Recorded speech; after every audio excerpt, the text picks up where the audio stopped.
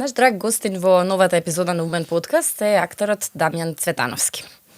Нескромно ќе кажам дека ми е еден од омилените актери во последните 10 години сигурно во македонскиот театар и затоа со задоволство го поканив да си помуабетиме во наредните 45-50 минути како ни тргне муабетот.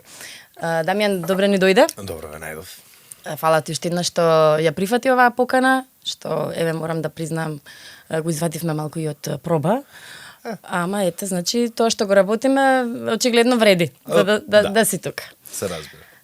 За Дамјан можеме многу да зборуваме, иако е млад актер. Зад себе веќе има многу повеќе улоги од многу повозрасни актери.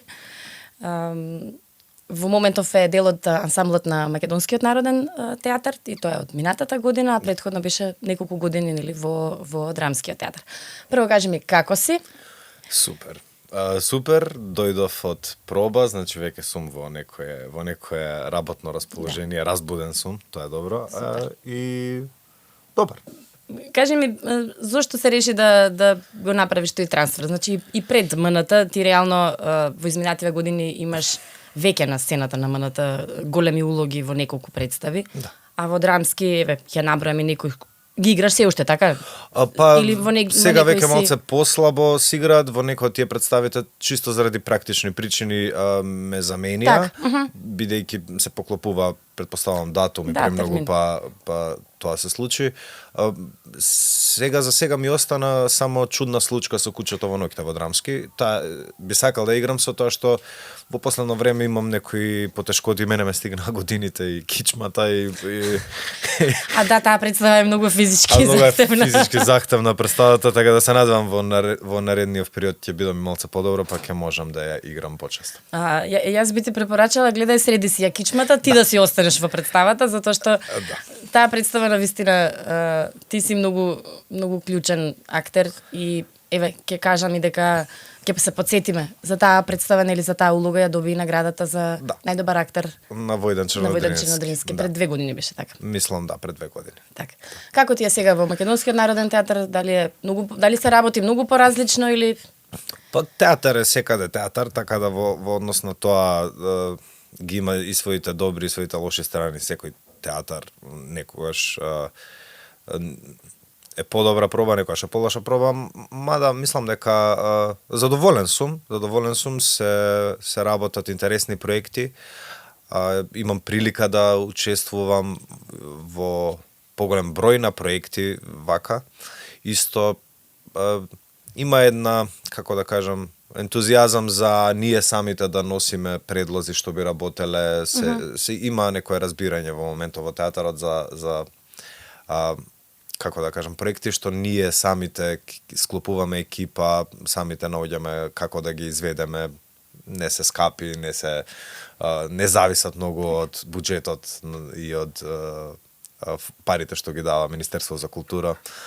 Мислам, сега се уште сме во процес на некои работи, така да не би откривал уште што. Да, баш неодамна зборувавме дека идејата е да се активира повеќе и малата сцена, за да може да се и да гостуваат представи, меѓутоа и да се создаваат. Оти сепак факт е дека МНТ има голем ансамбл, има артилерија на креативци кои што можат да и треба да создаваат што повеќе. И треба што повеќе и што поголема артилерија да има. Мислам дека уште фалат луѓе млади луѓе со врела крв за уште проекти. Ќе се вратам пак на чудна случка, не е тоа нели нова представа, меѓутоа мислам дека по мое видување, можеби грешам, ти ќе ме коригираш, имам чувство дека таа представа како да ти беше во изминативе години како една пресвртна точка можеби во твојот развој како актер. Сигурно беше пресвртна точка во мојот развој. Можеби не во смисол како јас пристапувам кон работата, туку можеби во смисол на мојата самодоверба или колку сам на себе си верувам да направам некои чудни избори во процес, во смисол како да се изведе оваа сцена или таа сцена. Таму многу и верував на Зоја Бузалковска, мислам за за А и таа целокупниот. тебе. А и таа мене се разбира, без да сме соработувале претходно, тоа е точно, без да сме соработувале било што претходно, ми ја довери таа главната улога и веруваше на мојот, како да кажам, инстинкт и интуиција што мислам дека треба да биде и како треба да биде, не ми правеше многу проблеми, но секако и таа имаше многу конкретни замисли како сака да се води ликот и јас на неа и верував во тој поглед.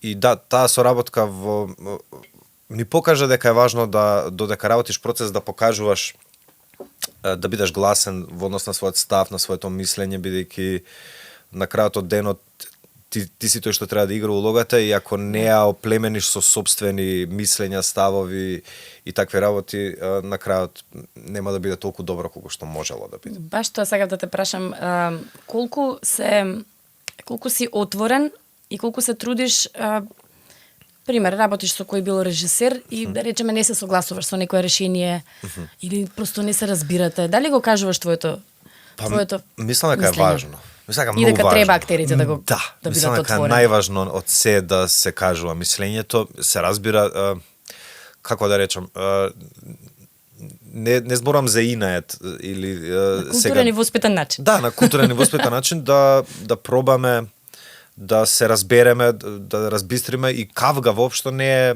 нешто од кое бегам.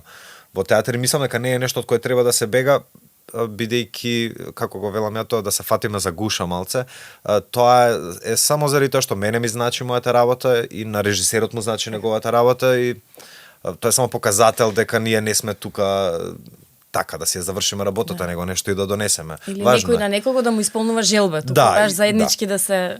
Да, всушност не ги сакам многу тие процеси каде што режисерот сака да ги третира глумците повеќе како алатки, марионети отколку како живи битија. Помалку го сакам тој тип на театар. Иако мислам си има тој своји квалитети и исто мислам дека е важно да може еден актер да се стави во тој мајндсет само да извршува задачи. Се додека му верува, многу е ранлива таа позиција и јас не би ја доверил на секој. Има режисери на кои што мислам дека може да би ја доверил така, на тој начин, да се, како се вика, да ги издвојам моите ставови и да бидам само баш како... Ти се случило да одбиеш улога? Па, се уште не ми се случило баш да одбијам улога, ми се случило да се обидам Ама брзо да. да одбијам улога, а да не ми успе. Но мислам дека во еден момент секој актер треба да почне да го малце поконкретно да го курира, да го курира својот пат, кои улоги ги прифаќа, кои не. Ти си актер кој што има многу голема, според мене, моќна трансформација. Ти се случувало по потребите на одредена представа да играш и неколку улоги, и тоа многу различни улоги. Да. Дали тоа си го сметаш за твој... Не секој го може ова, тоа е факт. Веројатно и затоа ти доверуваат такви предизвици. Го гледаш ли тоа како твој адут, како предизвик? Па, искрено, јас не го имам... Не ми било доверувано многу пати. Кога сум го добивал, сум го барал. Сум барал да бидам тие типови на улоги во представата за да се опробам во трансформации. Се уште не сум убеден дека ми е адут, би сакал уште повеќе да истражувам таков тип на улоги. Мислам дека во театар, во представи и во филм исто, има неколку типови улоги и секој од тие улоги си доаѓаат со сопствена тежина.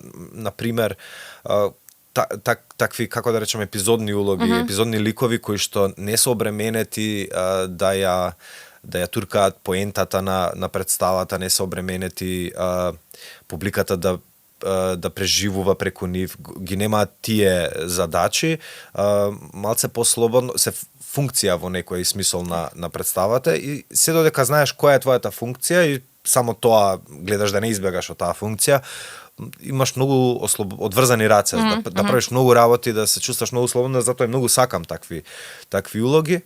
Тоа е тежината. Во Америка имаше таква, се чини тука најизразено за последниве години. Да, таму си бараше таму. Си ја барав, си барав такви улоги. Инаку тоа е тежината, мислам, тоа е убавото, тежината е понекогаш дека не можеш да влијаеш премногу на на представата, а за такви типови на актери како мене, јас сум малку обсесивен во однос на целата слика и сакам да се истурка концептот, се додека се сложувам, а претпоставам дека се сложувам чим играм, или барем наоѓам начин да се сложам со тек на време. Сакам да се истурка концептот, а кога си еден од овие ликови, не можеш многу да влијаеш, можеш да ги советуваш своите колеги или режисерот како мислиш дека треба или не треба, ама тоа е тешкиот дел, што како да речам, не си кичмата на представата, па да можеш многу да влијаеш. За друга страна, тие таквите типови улоги кои што имаат доста правила, бидејќи треба публиката преживува преку тебе, треба да биде на свој начин уникатно, ама од друга страна и доволно направено, како да речам, општо е лош збор, ама нешто што ќе може публиката да се поврзе со, да не биде премногу специфично, да може да се пронајдат и тие во твојот лик. Там има доста правила некако што треба да ги подсетува на претходниот лик што може пред 5 минути си го имал или тоа е многу. Тоа е голем предизвик, факт. Доаѓаш од театарска фамилија. Да. Андрей Цветановски, твој брат. Може ке ми го земе презимето? Може. Тргнал така по твој работа? Не. Се шал. Не. Владе Цветановски, твојот татко, режисерот, Јелена исто се бави со драматургија, така? Да, точно. Така. Колку овој факт ти правел проблем, не во таа смисла толку голем проблем, или си морал да се бориш за да се докажуваш, пред да го создадеш Дамјан Цветановски, актерот, и никој да не те поврзува, Дамјан, тој е синот на Влада, или братот на Андреј. Па да, мислењето во однос на таа тема многу ми се менува. Сигурно тежи тоа, не е... Тежи, точно, но и ми се менува со текот на годините. Некако, на крајот од денот тоа не е проблем мојата фамилија што е таков тип на фамилија, проблем е нашата, на луѓето, тенденција да си ги објаснуваме на брзина работите, да сакаме на брзина да етикетираме, да си заклучиме за некого нешто, за да работи што не ни се јасни, ние брзаме да ни станат јасни. Тоа не е во природата и таа наша тенденција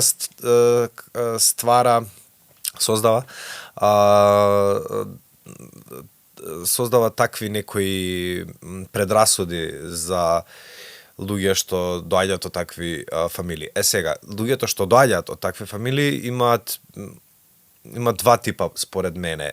Едните многу силно ја чувствуваат тежината на собственото име и сакаат да се изборат за собствената индивидуалност.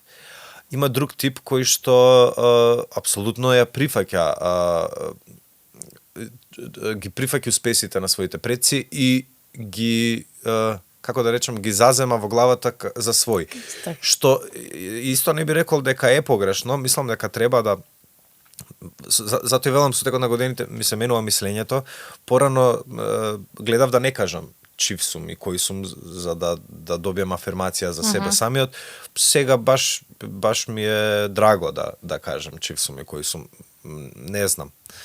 Се менуваат тие работи со текот на годините. Јас нели студирав во Нови Сад. Заминав од таа причина во Нови Сад да студирам за да не бидам асоциран тука, за да барем тие формативните први неколку години во светот на театар и на актерство да ми бидат изолирани од нашата средина, да ги одбегнам предрасудите. Тоа беше, мислев дека ако така направам, дека тотално ќе ги заобиколам, што се испостави дека не е вистина, бидејќи во моментот кога се вратив, се тоа ме чекало само. И мислев и дека ќе ми биде потешко да ги прифатам тие работи, но всушност се додека си ја работам работата што ја сакам, јас се чувствувам исполнето и многу, мислам се помалку ме интересира тој тип на мислење. Веројатно тоа се доаѓа и со зрелоста, и со работењето, и со самодокажувањето. Инаку за мене, за млад човек на 18 години што избрал, нели, да донесе таква одлука свесно да се запише на друго место, а не да го избере можеби поедноставниот пат, полесниот некој што го веќе го заодел, тоа е голем потек. Иако збориме за Нови Сад, не е нели нешто што е далеко. Сепак нова средина, друг јазик и Да. Не би си го припишал ни сам на себе. Се сеќавам кога бев помлад, не знам, можеби прва година средно или осмо оделение, брат ми сакаше да се запише, мислам дека на глума во тоа време сакаше да се запише. И мислам дека ако требаше да дојде на приемен, ке требаше кај татко ми да дојде, нешто бевме на фамилиарен ручек, мислам дома, сркавме чорба. И како го изјави тоа Андреј, татко ми рече, ако дојдеш кај мене, ке те паднам да знаеш одма. Да, мислам, немој ни да пробуваш. И ми остана во глава тоа, од тогаш. Тој разговор, така да кога јас ја донесував својата одлука да се пробам во Нови Сад, а тоа беше единствениот град каде што можев да си дозволам да бидам, бидејќи мајка ми од Нови Сад. Имам таму роднини кои би ми помогнале во текот на студиите и ми помогна и фали многу. И кога донесов таа одлука, сакам да кажам, претпоставам дека имаше и врска со тој разговор што тогаш го просведочив кога бев помлад. Си рече поарно да не ја отварам темата, да не си брам. Да не се нервираме. Да не го слушнам истиот одговор. Да. Кога спомнавме Андреј, дали ете како постар брат и он самиот е режисер и тоа многу успешен, дали ти дава совети, те критикува за одредена улога, за некој избор? Константно. Дали му веруваш на мислењето? Како функционирате вака на тема професии? И ти на него, ако е постар. Да, порано беше тоа повеќе еднострано, од негова страна, совети, критики, така натаму. Сега тоа веќе е, како да речам... Порасна Дамјан? Да, порасна малце Дамјан и сега е двострана таа комуникација. Многу се критикуваме, многу, некогаш претеруваме, многу се поддржуваме, исто така некогаш претеруваме. Се нервираме еден со друг, еден за друг. Имаме, би рекол, уникатна една врска јас и Андре и приватно и професионално, која се преплетува веќе долги години.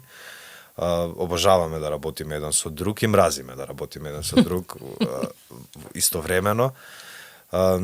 Кога работиме јас и тој заедно во проект, пробите никогаш не завршуваат, што е убавина и тероризам. Тешко за другите. Во исто време. Не, пробите за другите завршуваат. Не, само после ние си одиме на кај дома и уште сме на проба. И стигаме дома и уште сме на проба и пред да заспиеме уште сме на проба, сабајлето пред да одиме на проба, ние на проба веќе сме. И тоа е понекогаш знае да биде заморно, но од друга страна не се уморуваме. Еве се уште од тоа. Па не сме соработувале долго да јас да бидам на сцена, а тој да биде во публика, но се надевам дека наскоро ќе имаме прилика. Што е тоа што еве до ден денес ти одзвонува вака кога ќе се сетиш на татко ти? Што мислиш дека денес би ти кажал после одредена премиера и представа и ете како се развиваш ти како актер? Верувам дека би бил горд. Па верувам и јас дека би имал моменти за кои што би бил горд, да. Сум размислувал многу пати на таа тема, што би рекол, што би мислил за оваа улога, таа улога. Мислам дека, како да кажам, иако ми е татко и дел од неговата природа, претпоставувам дека е тлее во мене, мислам дека тој беше од сите нас најетеричен, ќе речам, и етеричен и луциден во исто време и мислам дека секоја моја претпоставка е далеку од тоа што на вистина би можел да го изговори. Секогаш сум се изненадувал од зборовите што му излегувале од уста. А нешто што ми останало многу, не знам, јас и татко ми имавме чуден однос во текот на нашите животи. Ја бидејќи имав впечаток дека тешко може да ме контролира и му беше страв да навлегува во конфликти со мене. Исто и мене од другата страна ми се чувствував дека никако не ме разбира и ми беше тешко да разрешувам конфликти со него. И тоа траеше така во мојот пубертет се до некоја 17-18 година кога јас си знаев што ќе правам, веќе бидејќи не бев добар ученик во школа, некако ми беше тешко да се фокусирам и да посветам внимание, се додека него најдов тоа што стварно сакам да го правам, од тогаш не сум имал таков проблем. И тој виде дека всушност некако сум се открил самиот и се смири таа последна година, иако беше една, имавме супер комуникација и баш разбирање еден за друг. Те поддржа да се запишеш за актер? Па, не ме поддржа, но не ми одмогна, не ме гледаше, не ме припремаше никако, тој ни јас не сакав, ни тој не сакаше. Да, тоа е една работа што всушност така по случајни околности излезе, никогаш ме нема гледано како глума во представа. Баш штета. Штета, но исто и секоја премиера, секој аплауз му го посветувам нему, секогаш кога се поклонувам прво нему, му се поклонувам па потоа на остатокот од публиката. Така да верувам дека верувам дека има нешто од тоа. Дамјан, каков е македонскиот театар денес? Како толку активен чинител, односно дел си од него изминативе повеќе од 10 години се така? Веќе? Па, не знам, да, Добро, и студент беше активен, па толку се 2016 дипломирав, така да. 10 години. Ти си човек кој што многу искрено зборува и затоа и те прашувам вака за да не зборуваме во завиени форми. Да. Мој впечаток е дека некако последниве години како да фаќаме некоја така блага удолница. Зборам сега генерално, нема да зборам за конкретен театар, меѓутоа како да ни не достигаат идеи, како да ни не достигаат некој нов театар, некако. Мислам дека генералната апатичност на луѓето влие во недостатокот на креативност и порив за говорење на некои теми. Мислам дека тоа има голем удел.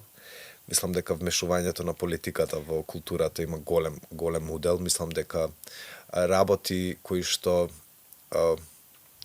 политиката, општо ќе земам како збор, политиката ги има искврнавено за нас како теми, во смисол да сакаме да се отвориме повеќе кон светот, кон Европа и западните вредности, тоа е интересна племенита идеја која што мислам дека со текот на времето им станала одбивна на луѓето просто заради начинот на кој што нашите политичари тоа го применуваат. Од друга страна, љубовта кон сопствениот народ и нација исто е нешто што во минатите години толку било употребувано што на крајот станува нешто што те асоцира со како да речам, како да не можеш да си ја сакаш земјата без да бидеш екстремист.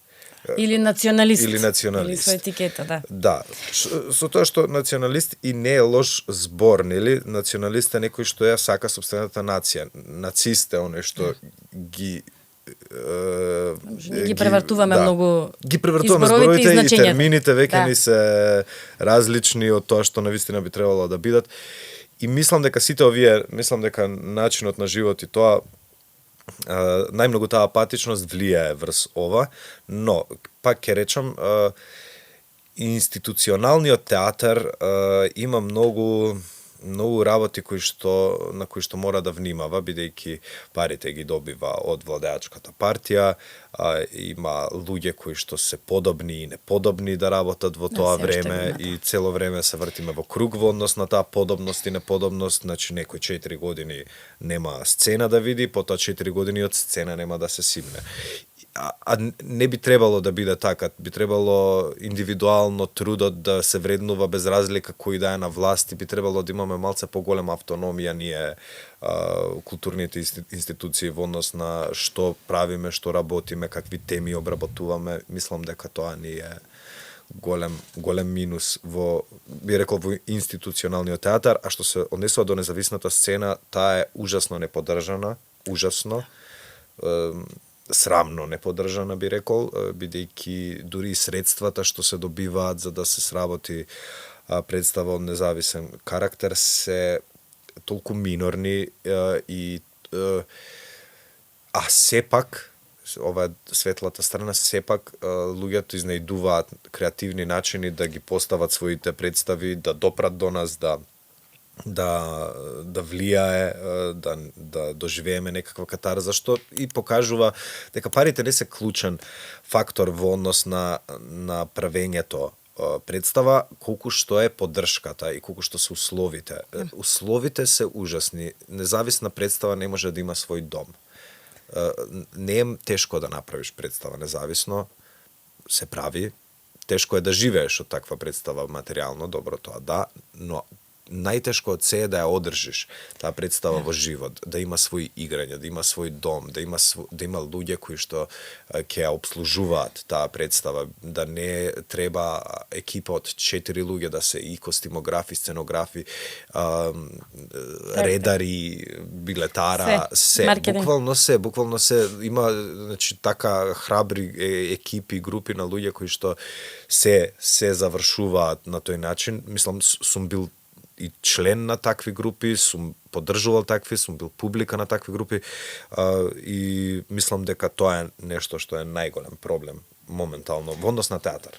Да, се согласувам дека токму независната сцена е многу помоќна во моментот во однос на искреност, ентузијазам, секоја им чест на тие групи кои што обстануваат и со години и се снаоѓаат да преживуваат и да кажат што има да кажат гласно. И обично нели велат, не прашувајте екипа од независна представа кога е следната изведба. Дојдете на премиерата. И не им барајте гратиси. И тоа е второто, да. Не им барајте гратиси на независните представи. Не барајте вино и спиено. Да. Која ти е неостварена желба како актер? Имаш уште многу пред тебе, да. Имам една улога, Кнез Мишкин, идиот. Од Достоевски би сакал да го играм Кнез Мишкин, тоа ми е неостварена улога, за која што сметам дека имам уште малку години. Да се зафати само некој да режира. Нека размисли на темава. Да, посериозно. Имаш ли чувство дека веќе се вратам на оваа темата со состојбата во театарот? Ти фалат ли повеќе нови имиња како режисери? Не мора да се, нели, млади секогаш треба да се даваат шанси, но имам еден впечаток дека како да се повторуваат режисерите премногу во пак ќе кажам, во националните театри. Точно, а да. Тоа уствари ја поточно и ја повторува една иста естетика. Да. Никој не може да е толку креативен со 5 представи во годината да направи во една земја. Да. Мислам дека фалат млади имиња, мислам дека фалат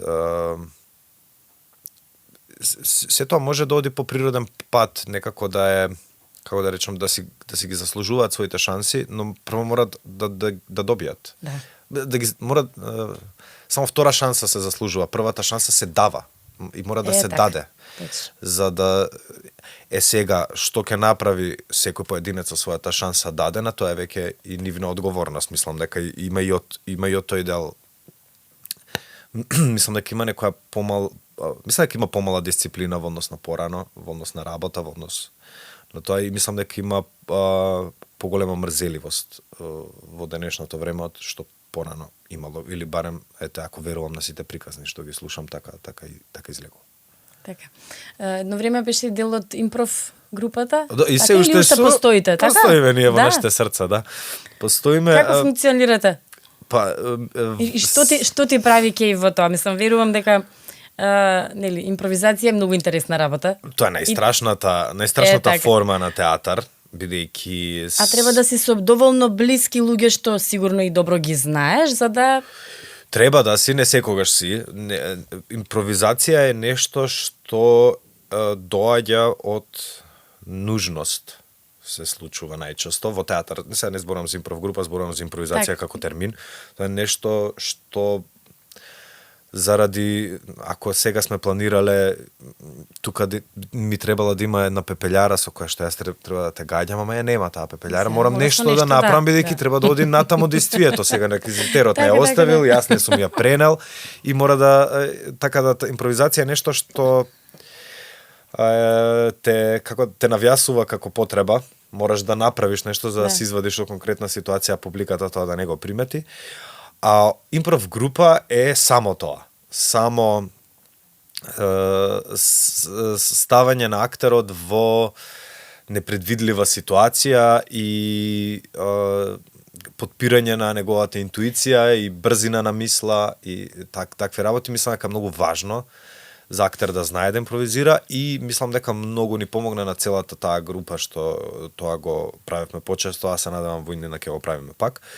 Ни помогна бидејќи не одржуваше константно во форма, не од нас направи луѓе кои што не се закочуваат ако се случи грешка, него ја прифаќаат и пробуваат да донесат живот. И всушност вистината на крајот од денот излегува дека дури ако те гледа публиката дека е нешто непланирано, но ако гледа дека ти го прифаќаш со отворени раце тоа непланираното и пробуваш да направиш нешто од тоа живо, ужива дупло од тоа што би уживала претходно. Така да, импров. Кажи ме сега искрено вака, колку се договарате пред настап? Темата ја кажувате само или Не, ги знаеме игрите и правилата на игрите. Толку е тоа што е договорено. Играта, ќе земам само еден пример за да не бидејќи би можел да зборам со сати на темата, ќе земам еден пример, ајде нека биде правила на играта за филм ноар. Тоа е игра каде што секогаш во позадина има една стара детективска музика, тоа е правило на играта, што ние си го задаваме, и секогаш некој треба да некој е дојден на некоја локација за да открие некаква мистерија. Тоа е правило. Значи ти сам смислуваш што е мистеријата, публиката ја дава локацијата, прашуваме прашање од типот на каде најмалку би сакале да имате состанок со девојка. И почнуваат публиката кажуваат и некој каже гробишта. Ете на гробишта и почне на гробишта. Еден од актерите е на локацијата и прави безпредметно дејство. Тоа е правило.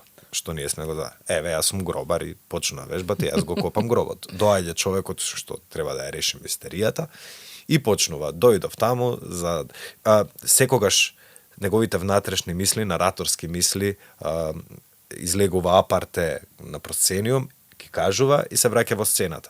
Убавината на таа игра е што јас како актер ги слушам неговите мисли таму, но како лик не би требало да ги знам.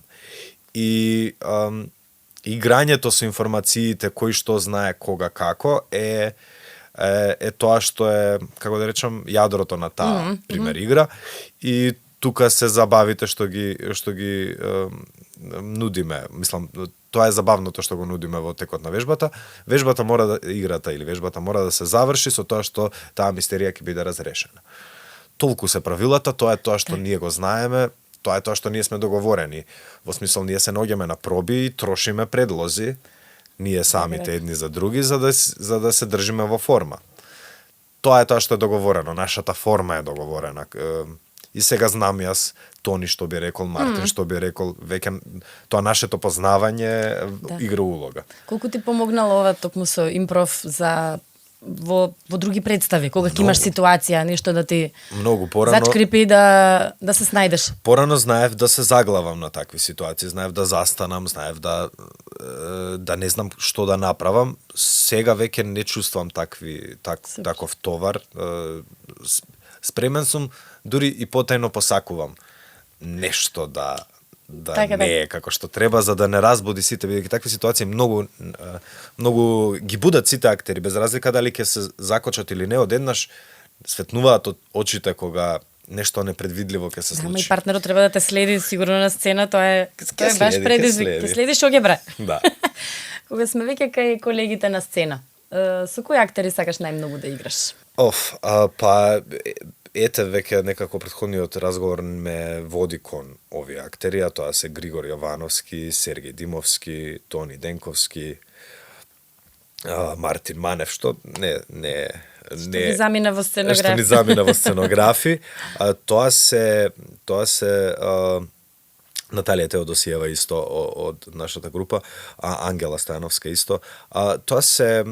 Тоа се луѓе со кои што сум поминал многу време од својот живот, многу и дискусии за театар и сонови, сме си раскажувале едни на други за што би сакале да се работи, каде би сакале да се работи, сме се карале, сме се сакале, се сме поминале заедно. Тоа се некои од тие луѓе со кои што вечно би сакал да можам да соработувам на сцена. Исто така сакам да работам со постари, поискусни колеги, тоа ми е од секогаш, како да речем, подарок. Да ги гледам како тие ги развиваат своите улоги. Сега во моментов во представата што работам сум. Најубава екипа сте сега. Да, Тони Михайловски е таму, Никола Ристановски е таму, Александар Микич, Сашко Коцев. Повеќе зборам за машките глумци, бидејќи тие ми се повеќе, како да речам, пример. Модел. И така натаму уживам да ги гледам додека создаваат и секој ден нешто ново можам да заприметам и научам.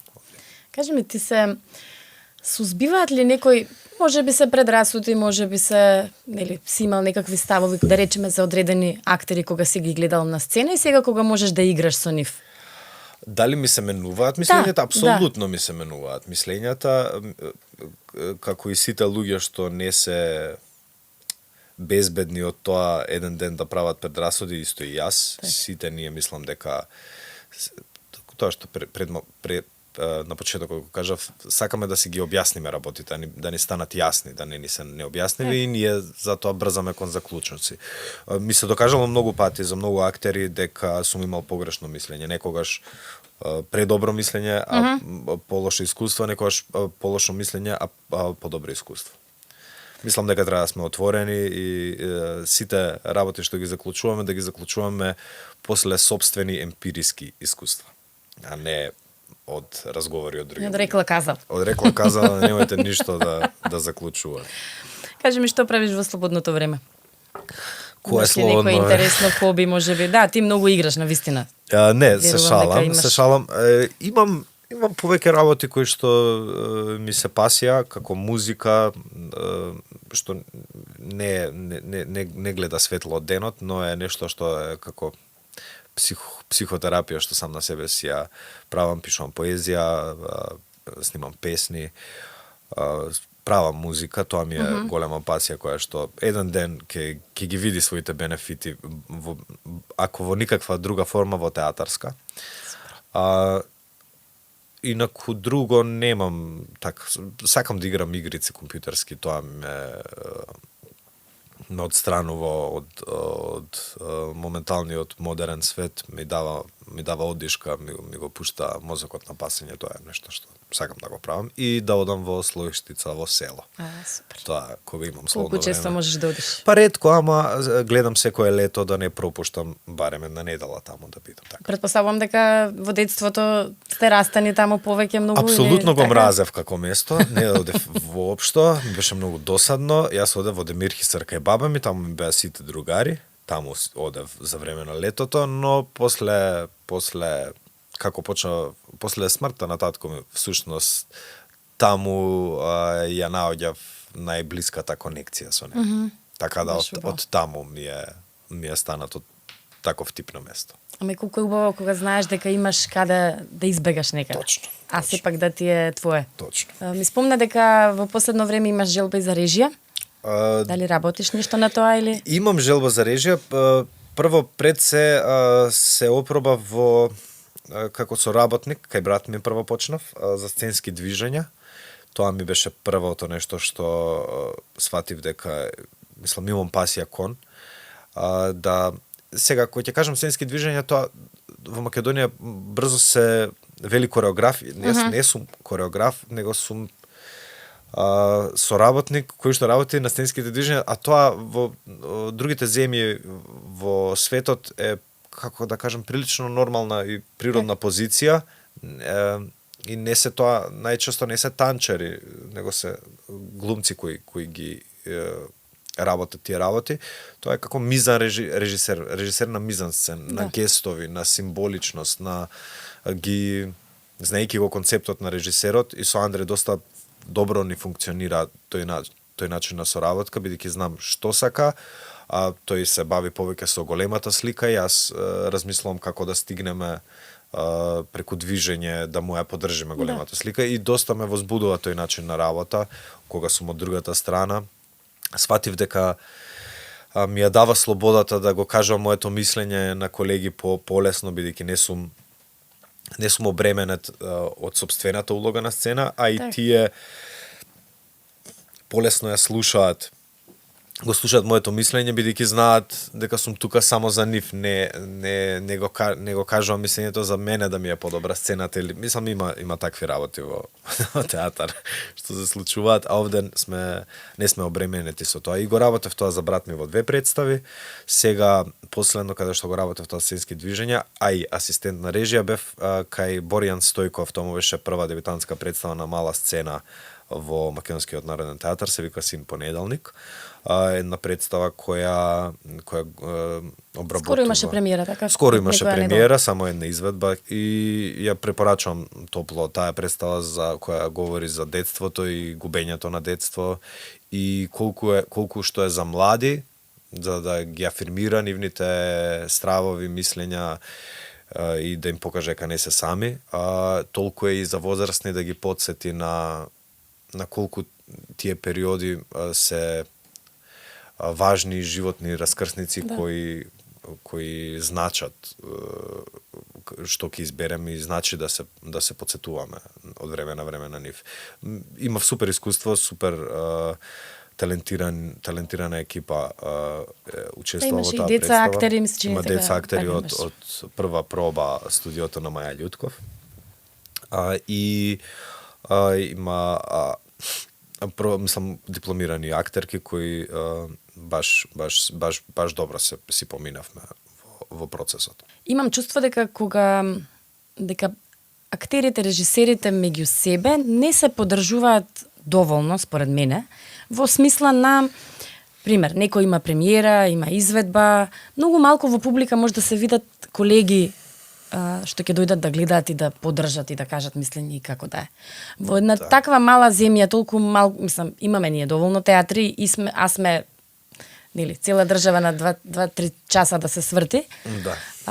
Некако како да се забораваме едните со други. И не е ова само во театарот, го гледам и во повеќето сценски уметности. Да. Зошто сме станати така како Па не знам, може би забораваме. Други, да. Може би забораваме дека победата на било кој од нашата бранша ефела е победа на сите нас. Забораваме, не подсетуваат настани, не подсетуваат работи, некои без разлика колку и да сме отуѓени од таа идеја, не подсетуваат како на пример успехот на Тамара со Медена земја и успехот на Тамара со Силјан. На пример, мислам дека се некои типови на настани што не подсетуваат дека треба да се радуваме едни на други и на успесите што ги остварува секој од нас како поединец, бидејќи е представник на истата на нашето фела, време и фела, да.